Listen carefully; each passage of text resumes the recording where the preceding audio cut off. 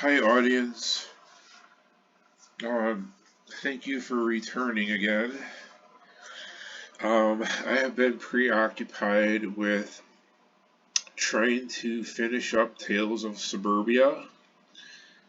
I just finished Ghost Saga finally, and so I was working on Tales of Suburbia, but I got bored with it, and I decided to go back to CoCo Ultimate. I'm just going to call it Ultimate. The name of the game is Ultimate.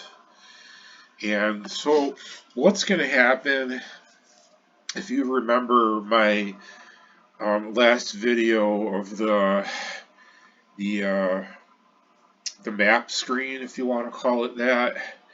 Probably not using the right words right now. But I can't think of all these terms just this second. But we have the main overview map screen. I don't know what it's called, but when you encounter an enemy icon, like for example, this is a snake here or a serpent. I just drew it real quick to try to get a rough idea of a serpent. And so if you encounter this serpent icon on the screen,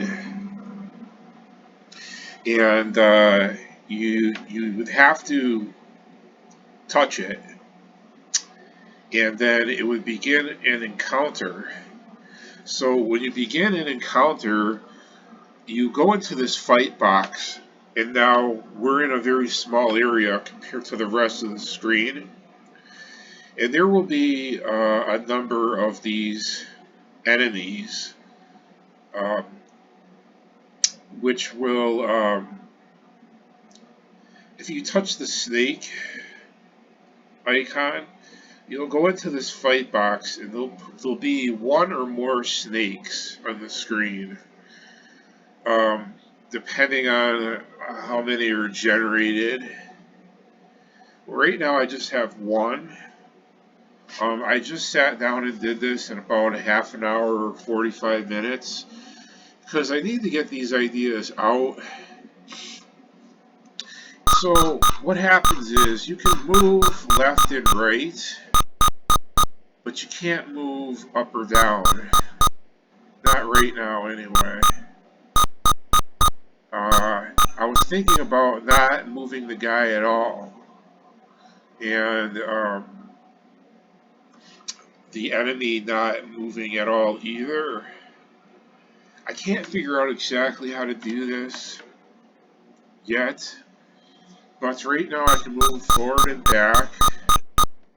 I want to make this as simple as possible, and I think the guy is going to start with a sling, a sword, and one spell.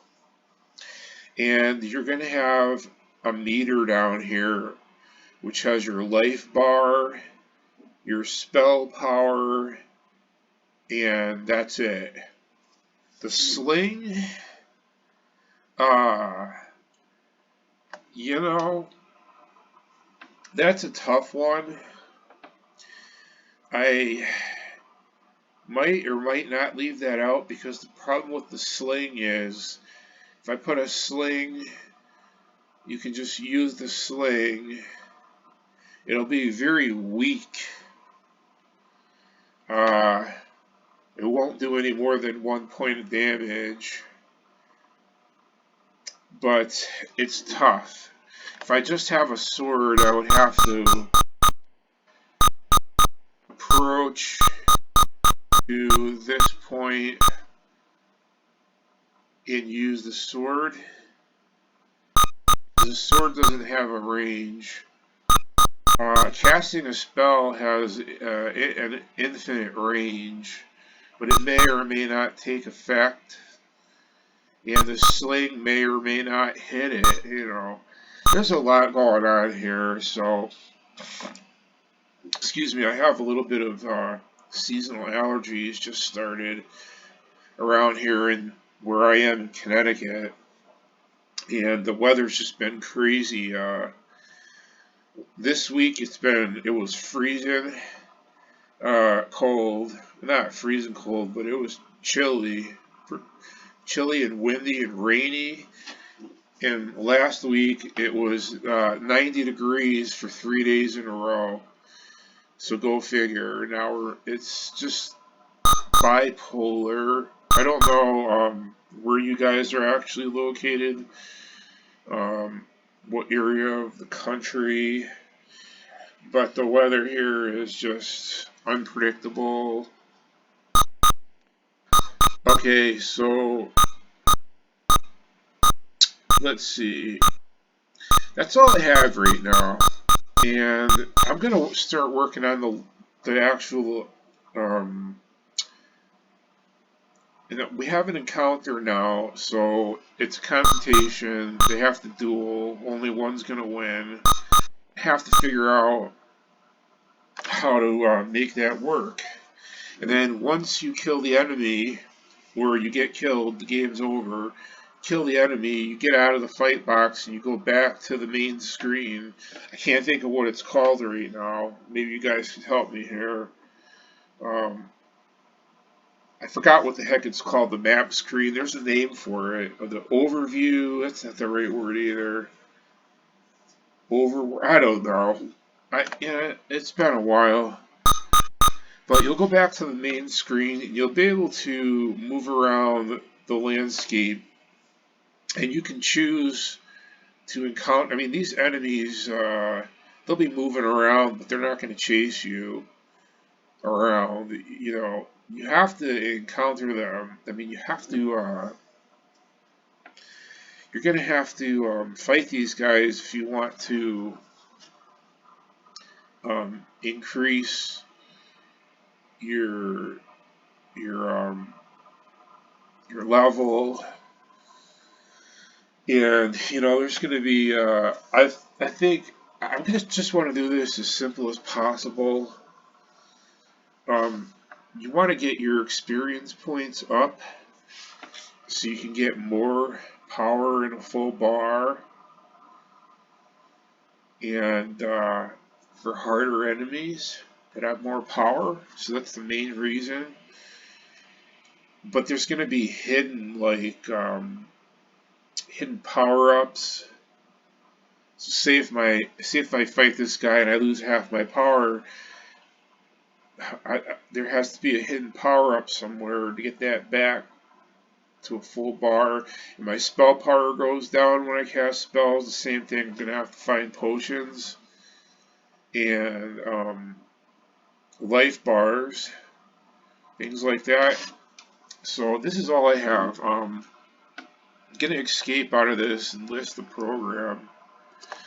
So to show you how I did this, it's very simple. I just made a knight figure, and I made it equal to a string. And these are the conditions here that go along with it at first. And as I moved down the list, I created a border, which you can clearly see. It's a small area, like a middle area of the screen, which is the fight box. And then I did a snake, and each character has a S value. The S value of the snake is 1. I mean 2. Yeah, that's 2, obviously, pointing right at it. And the S value of the knight is 1, so every character is given a number. If we move down a little farther, and that was too fast, we can see the snake is a string value. I put a color in there. It wasn't supposed to be there. It's just an error. So when I do draw the snake or the knight, it goes through a BM $ routine plus a color. And on here there's only 2 colors, and then the string itself. Then we have the keyboard left and right. That's no big deal. Everybody knows how to do that. And then if we get to the bottom of the list here, this is the important part. We have to redefine $$ every time something before we redraw something, because otherwise the coordinates are not going to change.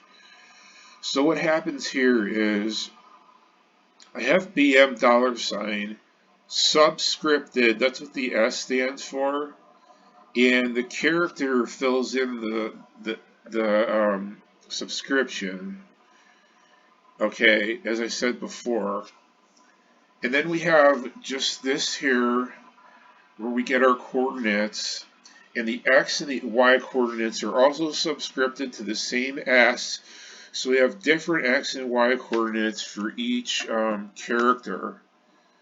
So for instance, the knight is X1 and Y1, and they just get reassigned, and the snake is X2 and Y2, and when we run the program it all goes together, and it's 25 lines, and this is what we get.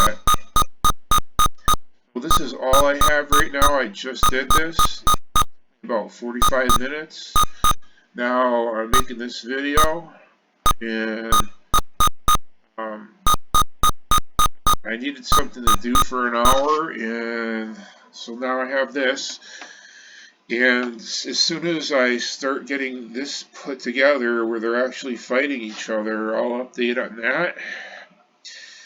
And you know, basically, when even if I come up to the snake and I hit him, it may or may not strike him, even with the sword. The sword might have a strike ability of 1 in a 50-50 chance because of dexterity. A sling, you know, also maybe a 50-50 chance. A spell, the same thing. You don't. It may miss. The spell may fail. The sling may miss. You may miss the sword. When you swing the sword, he might miss his mark. And then the snake has a turn to attack. And that's as far as I've gotten. I think the snake might shoot some venom. I think that might be his only offense, I mean. Sometimes serpents can cast spells, it depends. I'm not at this level of the game. This would be the beginning of the game. But as they get more powerful, they can't cast spells. These types of enemies are not limited just to weapons and things like that. So it depends. He might also be a lot faster than I am, and if he touches me, you may or may not strike. So that's probably going to be his offense. Venom. He could shoot a venom, and I have no way of getting out of the way because I can't move up or down. So it's a challenge. And then if we get to, he's going to eventually approach me. So I don't know. There's a lot of things going on here. Leave any comments down below. I don't know if people watch these entire videos or not. I hope so. I know it's a lot, but trying to teach things, and if you don't watch the whole video, you're not going to grasp the entire concept, but that's okay. I want to skip around, but you might miss things. So, alright, that's the end of this video. Thank you for watching, and take care.